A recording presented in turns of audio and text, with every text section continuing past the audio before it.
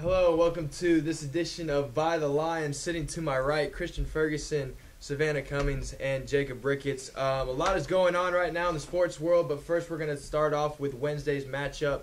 The Bulldogs of Tennessee Wesleyan came into Dayton, Tennessee to face off against our Bryan Lions. Exciting game, a lot of electrifying stuff. We ended up winning 3-0, or 3-0 should I say. Thoughts on the game?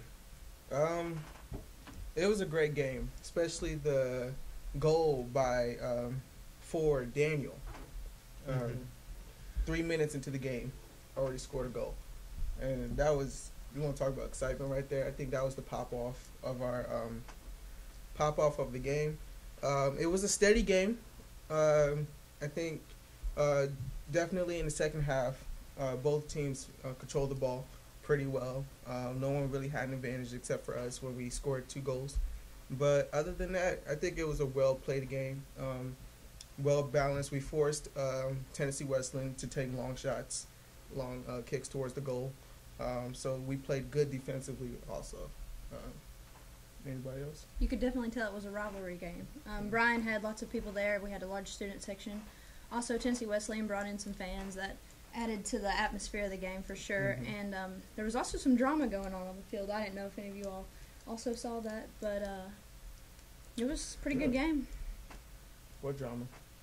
With Jordan was kind of getting a little physical with one of Tennessee Wesleyan's defenders down on the other end. Okay. It was a pretty good game. Yeah, Tennessee Wesleyan forward, junior, Nduka Kimjika, probably one of their better players. We definitely had to isolate him on defense as well. Definitely had to get physical with him towards the end of the game. Refs had to step in a few times and take care of some scrap that was going on between the players on the field. But for the most part, we pretty much shut him down. I know Josh Oldroyd had one of his better games of the season, Yes, 6 saves. Definitely helped the Lions. I know there were a couple times where Tennessee Wesleyan had a few breakaways towards the goal, but for the most part, he played out of his mind. And really what helped is us being able to control the ball for most of the game. Yeah. I know Daniel with two of our goals, and then who was it? Paul Libben came in with the final sort of dagger, would you say, to put us up 3-0 towards the end of the game. And I think for the most part, Bryan had the momentum for virtually the entire game. We also had a couple freshmen step up, Robert Picotto and Stephen Ricketts. They've found their place on the field for sure. They've both been playing pretty good defense the past couple games. Yeah, so with this win, I know it was a rivalry match, a lot of emotions playing out, but it was also happened to be our first conference win of the season. I know that we've been struggling to find answers on the field so far this year, but with this win, especially as big as it was, the momentum that it takes into the weekend, as we're actually the soccer team is traveling to St. Andrews as we speak for a 2 o'clock match tomorrow.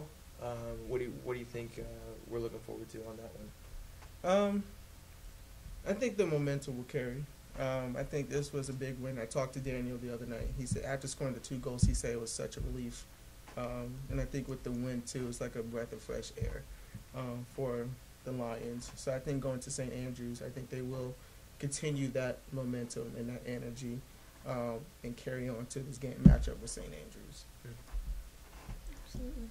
Yeah, talking with Josh Oldroyd about this weekend, he says that the win off of Wesleyan was huge. I know that this is he said that this was their chance to start picking up momentum to get back to 500 in conference, to hopefully start making a run towards gaining some ground in the field and hopefully taking it into conference tournament here later in the year. But a team that's not struggling to find their identity on the field right now, or on the court, should I say, is our volleyball team.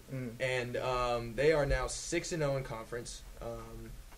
They are coming off of the Lee Invitational win last weekend. That was big for sure. They played Tennessee Wesleyan. I know that was a good game. They shut them out in 3.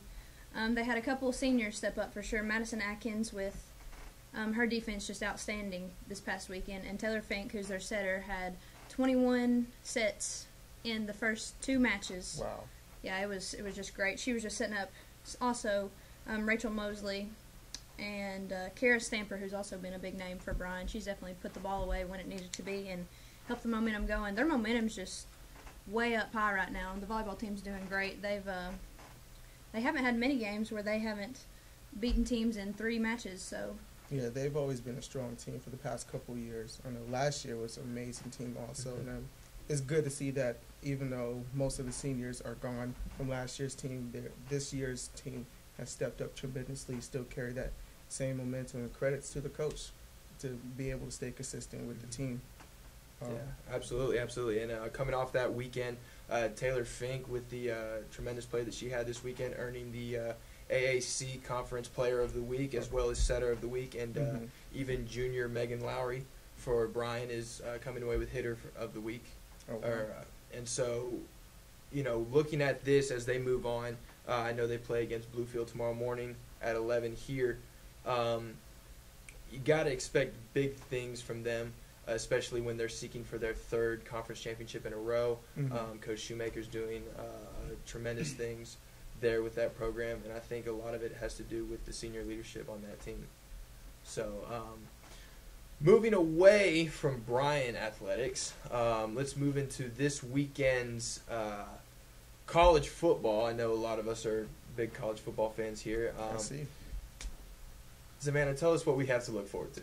well, tonight we have Syracuse versus Louisville, which might not be too good of a game. Louisville's pretty strong this year. And then we have number 18 BYU versus Utah State. That's another game coming on tonight. And then tomorrow we have number 12 Mississippi State versus number 6 Texas A&M. And the Tennessee-Florida game.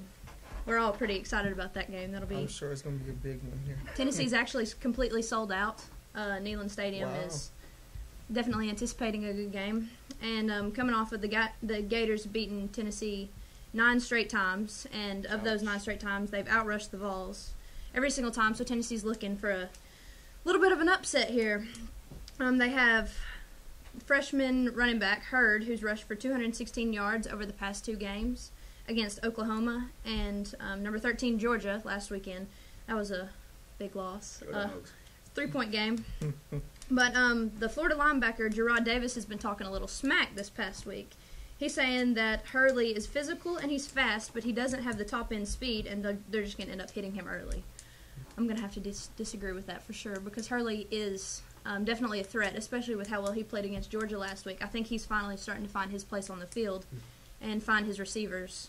So that's going to be a good game, and Neyland Stadium's definitely going to hopefully have a chance to impact the atmosphere of the game there and set Florida back a little bit when they walk in and see all the orange and white everywhere. Unfortunately for me, Worley was finding his groove against Georgia last week, but Bulldog defense stepped up. Go Dogs. Moving towards what looks to be an interesting matchup, Mississippi State and Texas Tech. I'm interested in that game. I know Texas Tech's offense, or not Texas Tech, Texas A&M. Excuse me, Texas A&M. I know Texas A&M's long ball offense, like the deep pass, but I'm interested to see how Mississippi State's defense holds up. I know that they're a SEC sleeper this year, and so what are you guys thinking on this one? I think it's going to be a blowout. I think it's going to be both offenses using the long ball, especially. Goodness gracious, given the defensive struggles for both teams so far. And so, any thoughts, predictions? I think it'll be a better game than a blowout. I mean, better than NFL blowouts? We'll get to that in a minute. I don't know. I mean, it could go either way, but I think that, like you said, with the long ball being thrown, they're going to have a hard time defending also the running game and the long ball. So I don't know. It could go either way. Okay. Well, speaking of blowouts, let's move on to one of the topics that is on quite a few people's minds. Thursday night football matchups.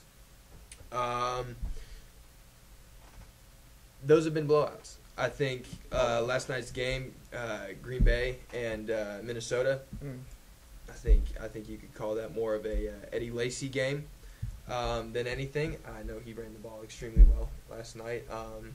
Christian, you watched some of the game. Tell us about it. Part of it was a big blowout, 42-10. I think Green Bay winning 42-10. Apparently, it was 42-0 for the longest of times. And so that means that the Vikings just probably played horrible throughout the whole game. Only caught the fourth quarter due to previous things had to get done school-wise, definitely. But I think Green Bay showed their dominance against the Vikings. I don't know how Vikings are this year in standings or in playing-wise, but I'm pretty sure Green Bay's always been a strong team, especially with winning I think Super Bowl a couple years ago. They've always been a strong team, especially with I think quarterback Rodgers. Aaron Rodgers. Yeah, so they've always been a strong team. And when I walked in and saw that score, I was like, they're playing a YMCA team, basically. Yeah, it sure looked like that, especially with the Vikings not having Teddy Bridgewater in at quarterback, out with an ankle injury. But looking at the scores and the differentials between the teams, it seems that these Thursday night matchups are losing the interest of viewers. I know it's only week 5, and we're already seeing Thursday night blowouts of at least 20 points. Yeah. And so you look at it, I mean, even with, week 3 and what was it? Falcons and, goodness gracious. Falcons, I think they were playing the Saints or something like that. But anyways, I remember. I think I remember a 42-point deficit, which for Falcons fans, that's great. And I'm sure the Falcons fans are loving that. But in the interest of those who have nothing better to do on a Thursday night. Yeah. That's just terrible. I'd rather watch a high school football game. Easy. At least those are closer. True. I mean, having 32-point deficit there, that's pretty bad. It's midweek too. It's Thursday. I mean, most likely a lot of people will watch football on Sunday and maybe a Friday. Yeah. And for those of us, we all love football games, and of course we love our teams to dominate against whoever we're playing. But if it's not someone that we're rooting for, we want to see a good game. We want to see drama. We want to see that late fourth quarter push. We want to see, the offense or defense have to overcome a struggle to turn up with the ball or come up with the big play. To, and that I think, of course it sparks interest. Yeah. But of course there are people who enjoy seeing other teams get pounded. If it's if you're not I root for the 49ers and whoever's playing St. Louis. I love seeing those games. But is it losing interest? Yeah. If the NFL continues this way, I'm just going to start watching Lifetime movies on Thursday nights. There's the voice as well. But we look for the drama, action. We love the action. We love the big plays or the big stops. And so, could it be where it just needs to be a better matchup, or could it simply just be that teams just don't want to show up on Thursday nights? And it creates this lopsided field to where, it really comes out in a blowout. So that'll be interesting to see. I'm interested to see where and that the NFL takes it from here. Hopefully we get some better games, but I know that's been a topic of recent weeks is Thursday Night Football losing its fan base. And so, but looking into this weekend though, I'm seeing a lot of good matchups as far as this Sunday goes. I know that it's going to be an interesting weekend for the 49ers and the Chiefs. Former quarterback Alex Smith coming into town and having to play at the 49ers' new stadium in Levi Stadium. Okay. And so that'll be interesting. Where's we at here? Is that the only game? Is there another one? No, there are more games in it, but I'm looking at it as a whole, looking at sort of the division standings and seeing who's at the top of each standings, and really teams that you wouldn't expect to be at the top. Excuse me with all my papers here. It's a lot of paper. How many trees? That's ridiculous. How many trees, Skip? How many trees? How many trees? Too many. Too many trees. But you know what, they Sacrifice, had it man. coming. Sacrifice. Looking at it, I mean, who would have thought San Diego would be sitting atop of the NFC West over Denver and Kansas City both? The I think- Chargers, really. Yes, Phillip Rivers has had a pretty. He's had a good season so far. He's atop the leaders in passing yards, and so I want to know some thoughts here. Playoffs start tomorrow. That's soon. No, I mean hypothetically, I was playoffs about to start say. tomorrow. You're looking at, teams like Carolina, Arizona, Mm-hmm. Buffalo out of the AFC East, Cincinnati, even Houston. Sleeper teams, huh? Teams that you wouldn't expect this early in the season. Now it is early. Yeah. It is early. We can't necessarily call out our shots yet. But, who do you like? Well, I'll tell you this: it won't be the Giants as of right now, so we can eliminate that possibility. A lot of the teams that you were mentioning, actually, I have to catch up. I have to catch up on football. I've been slacking off a little bit, but a lot of these teams that you mentioned, like Houston, Chargers, those are like teams you least expected to be on top. I mean, it is early, like you said, but momentum can carry. And, there's been a lot of sleeper teams that has won big championships. So we can't really say for sure, I mean, I think this year's Super Bowl, it might be a sleeper team that will win. Don't know who, but it will probably be a team that you will least expect to win a Super Bowl. Okay. Very nice. So, switching features real quick. And getting back to my topic, let's talk about playoffs that are going on right now, which are happening in the MLB. Okay. I know last night's American League matchups, Kansas City and Los Angeles, going at it with a dramatic game. It seems that Kansas City Royals have just a flair for the dramatic lately, making a very late push on a walk-off to win the wild card game against Oakland to even get to where they are now. And then last night, Mike Moustakas coming up big in extra innings to put Kansas City on top 3-2 over the Angels. The Orioles had a very late push. Oh gosh, had a huge breakout inning in the 8th. I think they beat Detroit 11-2. So those two teams, again, teams that were in the hunt at the beginning of the year and kind of fell off midway through the season, and who are making this late push. I'm always an underdog guy, and so I'm a Kansas City Royals fan at the moment, just because of the way that they're playing, and it's electrifying to watch a young team, a young Moneyball team, compete against the big guys. And I think one of the hard issues is the Angels' offense. Albert Pujols, Mike Trout, Howie Kendrick, their 2, 3, 4 hitters going 0 for 13 last night.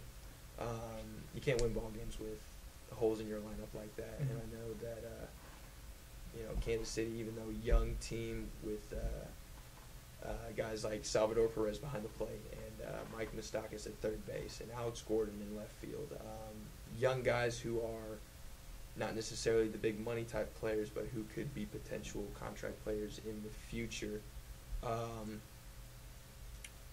But it'll be interesting to see how the Angels bounce back tonight. I know, aside from all my wondrous papers, this is your passion. This is my passion.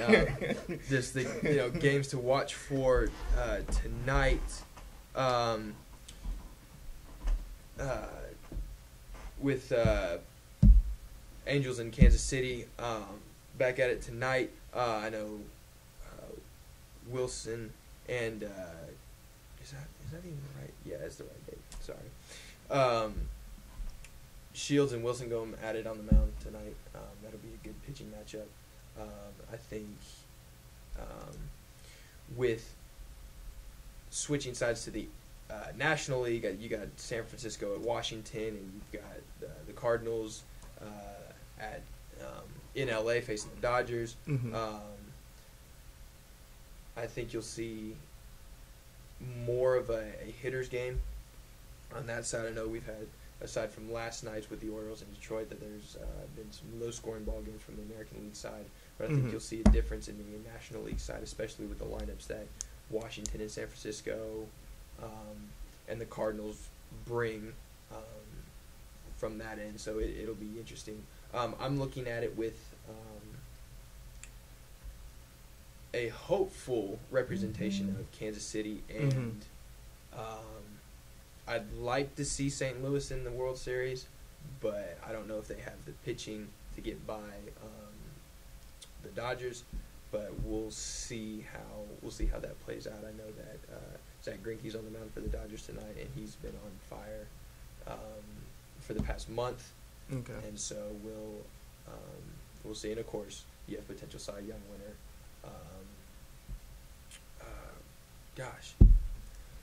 The lefty for the Dodgers. I can't even remember his name right now. Clayton Kershaw, of course. So, and of course Ryu and others to come down the line as well. I think that Dodgers pitching staff is very, very unhittable. So we'll see how those go. But games to watch for tonight. San Francisco at Washington, and that's a 5:30 game. St. Louis in LA for a 9:30 game. We'll see how those go. Anything else? Comments? While we're talking about the major leagues, there's been some serious debate about Derek Jeter. Is he the greatest baseball player? Respect. How do you feel about that, Like, tip Kenny? your hat. How do you feel about Tip your that? hats. I think with the retirement of Derek Jeter, I think we lose an era of baseball. I think that for the last 20 years, the game has been dominated by Derek Jeter's presence. Mm-hmm. Maybe not his play, so to speak. Probably one of the more consistent players that we'll see on the field. Off the field, I think his character speaks for itself. Yeah. He's he's the face of the MLB.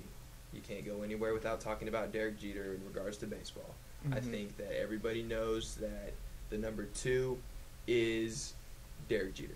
Yeah. And with respects to him, I think he is one of the greatest players in this past era. Is he the greatest player ever? Probably not. Not Is he the so. greatest? Is he the greatest Yankee player? Probably not. However, I think that given his time, given his stats, there's nobody who hits better than him in the postseason. Mm-hmm. He's got, you generally don't see too many shortstops winning,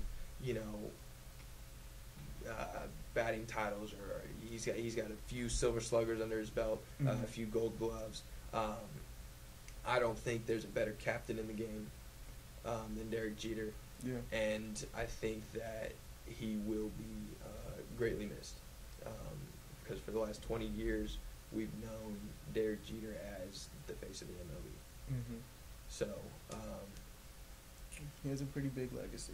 He really does. Hmm. I mean, as a fellow New Yorker, Yeah. He has He's a pretty big. It's a pretty, like, judging from like all the social media blowing up, especially with that walk-off win at his last home game. It seems like you said, they're losing a era. Like, I probably wouldn't put him up there with like NBA's Michael Jordan, but you're losing. Well, no, actually, yeah, kind of like when Jordan retired from the Wizards. You're losing an era in time. And now it's like you gotta look forward to the new generation of players. Absolutely. Key games this weekend. What are you looking forward to the most as we wrap this up? Tennessee, Florida. Tennessee, Florida.